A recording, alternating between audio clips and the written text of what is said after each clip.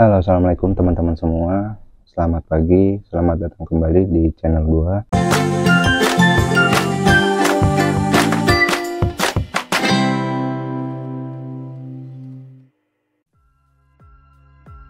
Oke, jadi di video kali ini seperti biasa gua akan ajak teman-teman online semua buat jalan-jalan, nemenin gua.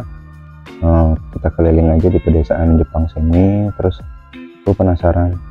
Jadi karena kebetulan hari ini gua cuti di hari kerja, gua rada penasaran kenapa belakangan ini di Jepang itu kok gak pernah lihat anak sekolahan berangkat sekolah gitu maupun pulang sekolah.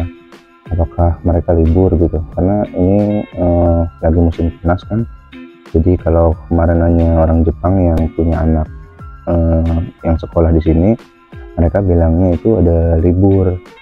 Tapi libur apa? Karena masuk sekolahnya kan antara Jepang sama Indonesia beda ya. Jadi kalau tahun ajaran baru di Indonesia mulai bulan Juli, tapi di Jepang itu di April. Tapi kenapa baru bulan Juli Agustus mereka udah libur? Pokoknya nanti kita lihat juga sekolah-sekolahnya seperti apa. Gua akan ngajak teman-teman online semua buat jalan-jalan online juga bareng gua.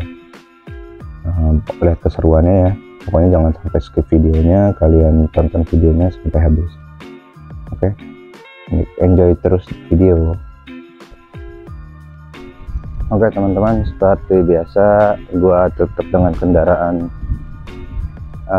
kesayangan gua, si sepeda ini. Ini gue namain si Shiruba, yang artinya tuh silver, karena warnanya emang silver ya. Jadi gue namain dia Shiruba karena dalam bahasa Jepang silver itu Shiruba. Dia doang yang setia nemenin gue setiap hari, meskipun gue jarang rawat dia nih. Jadi ini gue lagi ambil cuti di hari Jumat pagi ya, di hari Jumat maksudnya, dan ini di kondisi Jumat pagi sepi gitu, nggak begitu rame. Karena ini juga seperti biasa gue keluar di jam 6:30 pagi waktu Jepang, jadi masih kelihatan nggak begitu rame lah jalanannya juga.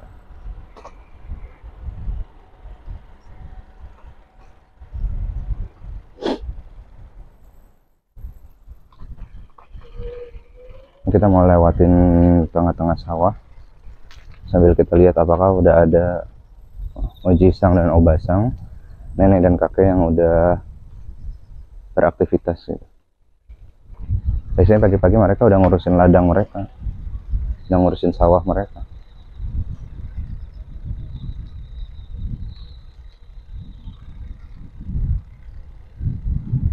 Ini udah mau akhir Agustus, sawah padi juga udah mulai tumbuh menguning, udah mulai tinggi. Kayaknya di bulan September udah bisa dipanen sih biasanya, akhir September lah mungkin, atau ya menuju akhir September awal Oktober kayaknya.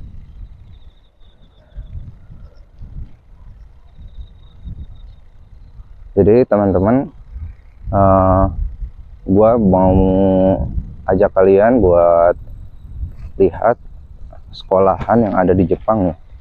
Jadi yang pernah gue lihat itu sekolahan di Jepang itu gede-gede banget gitu bentukannya, dan negeri, itu sekolah negeri.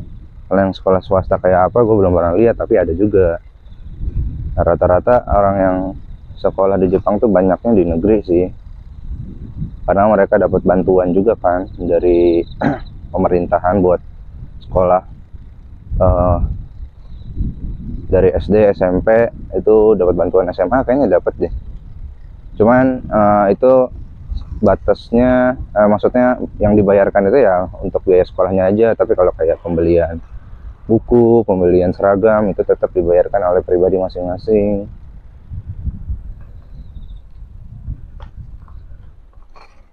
Ini juga gue dapat informasi dari sensei gue, dari guru bahasa Jepang gue di kantor, sama gue juga baca dari internet gitu. Tapi memang yang paling mendekat, bukan paling mendekati, paling benar infonya ya dari orang Jepangnya langsung gitu, yang mereka alami langsung gitu, bahwa memang sekolah itu gratis. Kemudian apa ya, pendidikan mereka tuh berbeda gitu, dari kecil sampai besarnya gitu, bertahap gitu, nggak melulu soal apa ya, akademis itu yang harus menjadi nomor satu, yang harus diprioritaskan gitu. Jadi tetap keterampilan sosial, kreativitas itu juga mereka ngembangin. Jadi nggak semata-mata soal akademis doang. Apa ya, mereka tuh bicaranya kalau misalnya di SD, sebelum SD deh kayak TK mungkin ya, taman kanak-kanak atau playground lagi playgroup. Jadi belum diajarkan untuk hitung-hitungan gitu, belum diajarkan matematika dalam kehidupannya. Jadi masih diajarkan bagaimana cara mereka bermain gitu, khususnya di TK ya. Jadi mereka diberitahu dulu cara-cara kehidupan sebagai anak kecil yang benar gitu. Contohnya dari cara makan yang benar, cara penggunaan sumpit, karena di sini notabene sumpit kan yang dipakai, bukan sendok. Terus juga cara apa namanya, menggosok gigi yang benar seperti apa, cara menggunakan kamar mandi.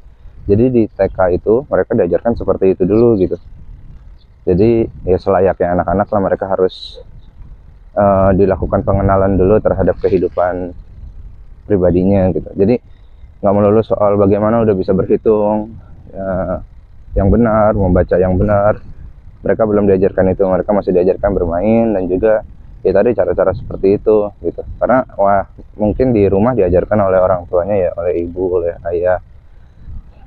Tapi di sekolah juga kan guru juga dianggap sebagai orang tua, makanya kadang-kadang di sekolah itu jauh lebih menangkap daripada apa yang diajarkan oleh orang tua di rumah gitu. Apalagi di Jepang terkenal kan bahwa orang tuanya sibuk gitu. Jadi makanya sekolah itu menjadi prioritas, menjadi ajang nomor satu lah gitu buat dilakukan pendidikan yang benar.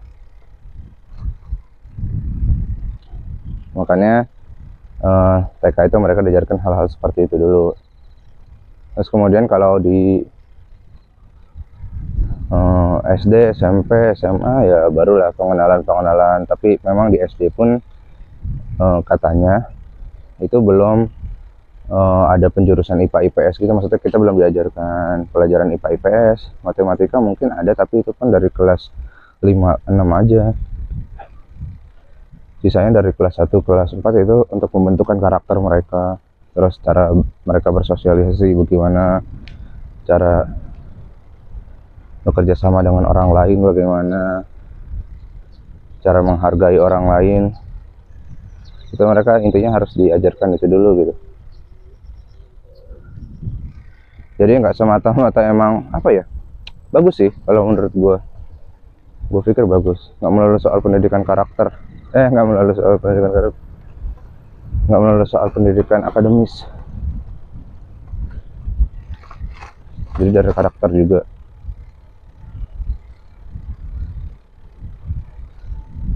Ya, itu kan bagus gitu, dari kecil kita udah ditanamkan bagaimana untuk bisa hidup dengan benar, mengikuti adat budaya yang ada, kemudian bagaimana kita menghargai orang lain gitu. Semua itu kalau misalnya jelas kan bagus gitu, diajarkan dengan benar semuanya.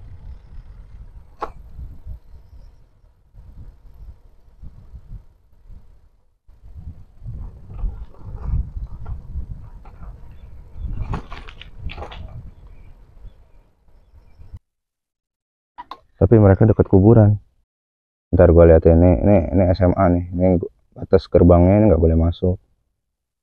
Jadi SMA di Jepang tuh begini bentukannya, gede. Nah sebelahnya kuburan semua.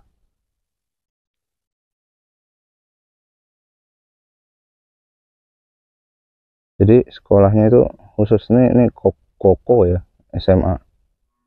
Jadi ntar SMA di sini, terus nanti SMP beda lagi tempatnya, SD beda lagi. Nah ini cuman nggak kelihatan aktivitasnya karena mungkin kepagian juga, masih setengah 7 ya. Biasanya mereka masuk sekolah tuh jam 8 setengah 9, jadi belum ada aktivitas juga kayaknya di sini.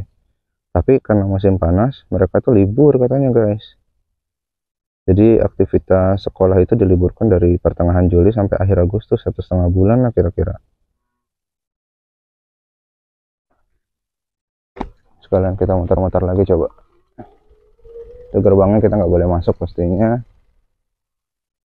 Ini sisanya kanan kiri kuburan. SMA dikelilingi kuburan. Ini bentuk SMA-nya dari samping nggak begitu jelas kelihatan, tapi luas lah tanahnya, lapangannya. Ini pohon sakura semua ya. Kalau lagi numbu ini pasti cantik banget di area sekolahnya. Ini sekolahannya nggak begitu kelihatan, banyak buah-buahan. SMA-nya tuh. Ini jalan ke atas, mana nggak tahu.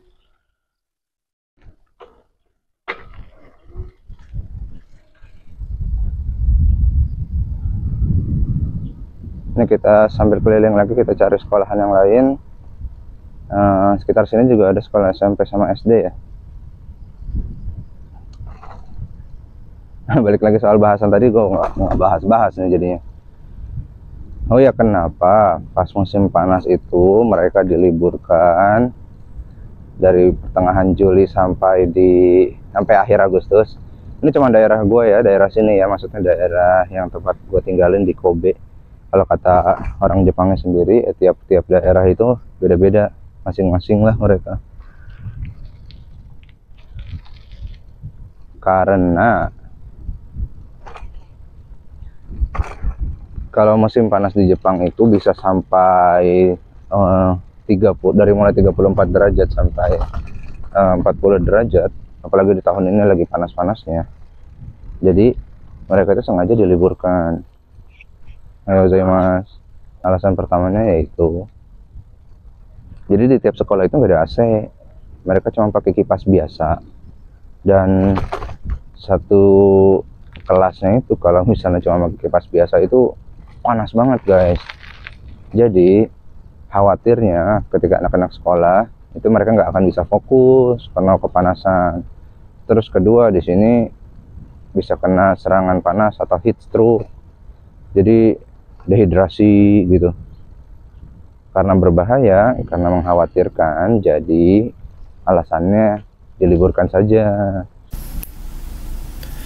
Oke, jadi ceritanya gue lanjutin di sini aja ya. Gue harus record ini di luar video karena ternyata pas lagi di jalan itu videonya, bukan videonya, mikrofonnya itu baterainya habis guys. Jadi gue lanjutin cerita di sini aja ya.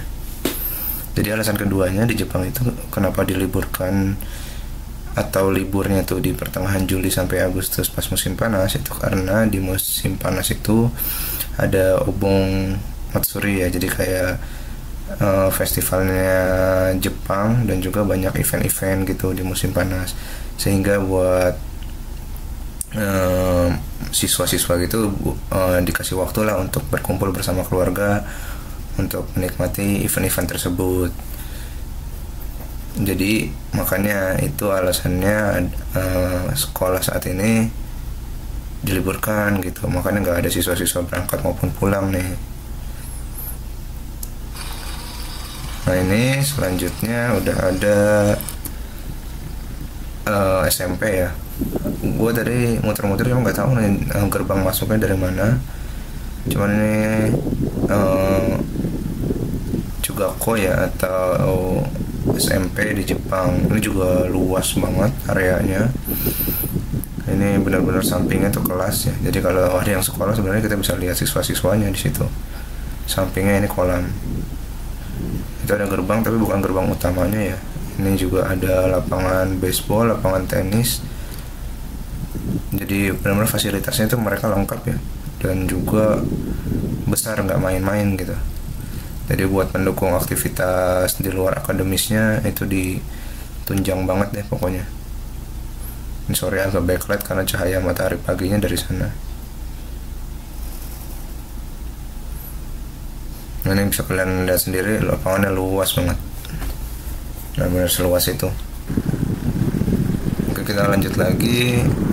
Tadi SMA udah, SMP udah, terus daerah sini nih dekat stasiun Miki itu ada SD juga. Nah, di sini SD-nya pun besar juga guys. Jadi apa ya, benar-benar sekolah negeri, tapi untuk mencakup semuanya gitu, semua siswa sebisa mungkin di negeri gitu. Makanya dibuat sekolahnya tuh besar gitu. Nah, kita sambil muter aja, cuman benar-benar cahaya paginya nih masih terang-terangnya, jadi ke video backlight ya guys.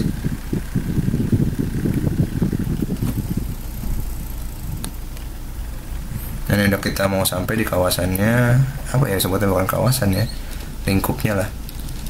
Nah, ini SD-nya nih, sekolah dasarnya atau Shogako dalam bahasa Jepang. Nah, kita datang jam 7 kurang 15-an lah kira-kira. Dan ini pintu gerbang masuknya kalau di SD-nya. Besar kan? Inilah kayak sekolah-sekolah Nobita di film Doraemon. Jadi ini gua keliling ke samping-sampingnya nih, sama ada pasti ada fasilitas lapangannya juga besar. Jadi ya begitulah, kayaknya semua aktivitas itu benar-benar didukung banget gitu. Bisa ngelakuin apa aja. Dan pasti di sekeliling sekolah itu ada pohon sakura. Ini yang hijau-hijau ini sakura nih, yang pohon gede. Ini pasti pas bulan April, Maret akhir April awal dia lagi tumbuh-tumbuhnya. Nah, buat sistem pendidikan sendiri di SD seperti yang udah gua katakan tadi, mereka baru belajar berhitung, tapi untuk pelajaran matematika, IPA, IPS itu baru mereka dapatkan di kelas 5-6. Terus di SMP barulah diajarkan IPA dan IPS, dan di SMA barulah ditentukan jurusannya mau IPA atau IPS. Di situlah mereka baru menentukan, atau bahasa. Jadi bahasa juga ada ya di Jepang.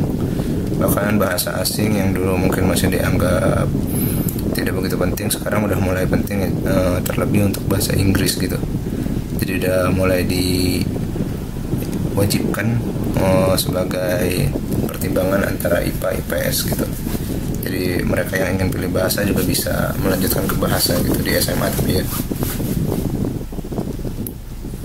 Nah, ini tampak sampingnya, tadi gua udah muter-muter, benar-benar luas banget pokoknya. Semuanya kayak bersih, semuanya bentukannya sama. Nah, ini di depan SD-nya ada teman kanak-kanak ya, playgroup gitu kayaknya, deket lah, jadi nggak jauh-jauhan gitu.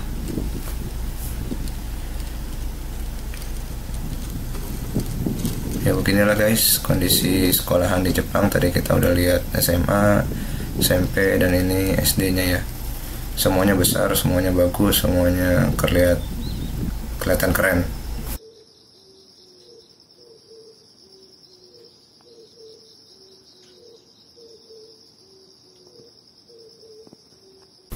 Ya segitu dulu guys videonya yang udah gue buat. Jadi ya begitu pendidikan di Jepang, ternyata mereka nggak harus melulu soal akademis, tapi mereka belajar keterampilan dulu, belajar sosial, dan juga belajar kebudayaan mereka dulu. Barulah setelah sesuai tahap-tahap tingkatan-tingkatannya, barulah mereka diajarkan untuk belajar akademis, belajar IPA, IPS, saintis, dan segala macamnya. Sehingga ya dari kecil mereka udah terbentuk pola pikir yang bagus gitu, mandiri, yang masih menjalankan budayanya juga gitu. Kemudian sekolah-sekolahannya juga bagus, besar juga, dan ya semua fasilitas ada gitu.